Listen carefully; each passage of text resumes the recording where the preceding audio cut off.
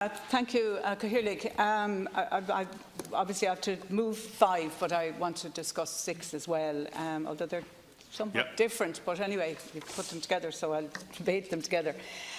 So I suppose just the background to this was that the bill went to the Seanad quite quickly, and I'm a member of the Education Committee, and we had indicated that we wanted to have hearings in relation to the bill.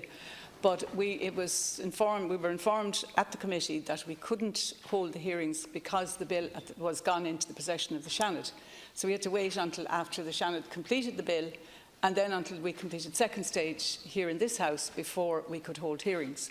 So the committee then subsequently held hearings, and we had a number of different organisations who came into us to talk about the bill.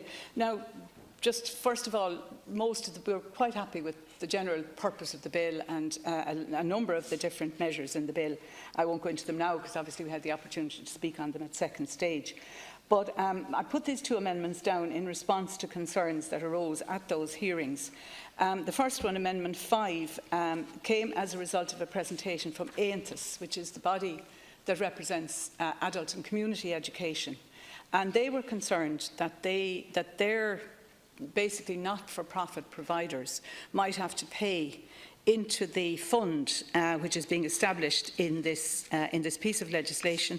Basically, the purpose of the fund is to ensure that if a college goes to the wall, and it's particularly in the English language sector, that the students would not lose out, that they wouldn't lose out in terms of fees they'd paid or in terms of continuing their course, etc. So again, the purpose of ensuring protection for these students, we don't have any quarrel with whatsoever. But my concern in this amendment is that not-for-profit community providers wouldn't have to pay into this fund, which those who have to pay in every year.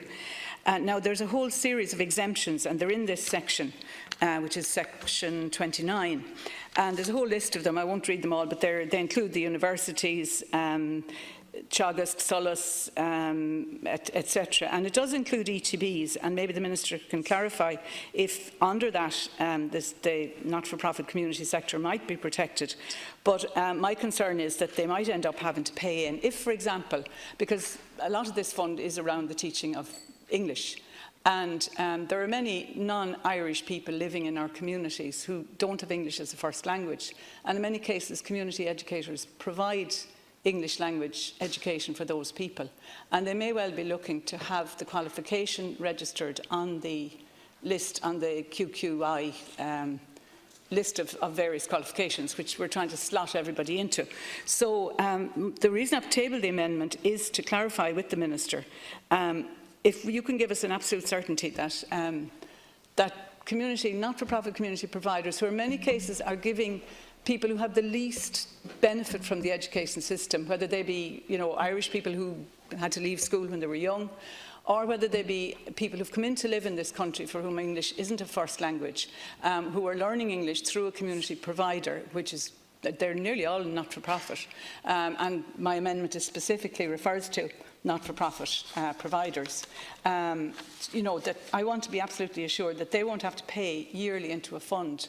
They already have had an issue in recent years about having to pay in for re-registering, so this would be an added burden on voluntary organisations that really don't have the capacity to pay extra money.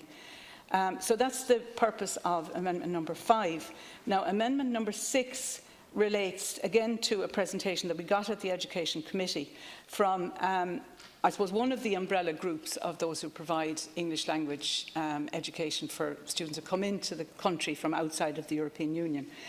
And this particular group of colleges have basically organised insurance, and they've had it for some time. And it's an insurance fund that, as I understand it, fully covers the students concerned should there be a problem with a college, should a college fold or whatever. But also gives coverage to teachers. And one of the big issues that we had here around Christmas time was where some teachers weren't being paid because the college they were teaching in closed.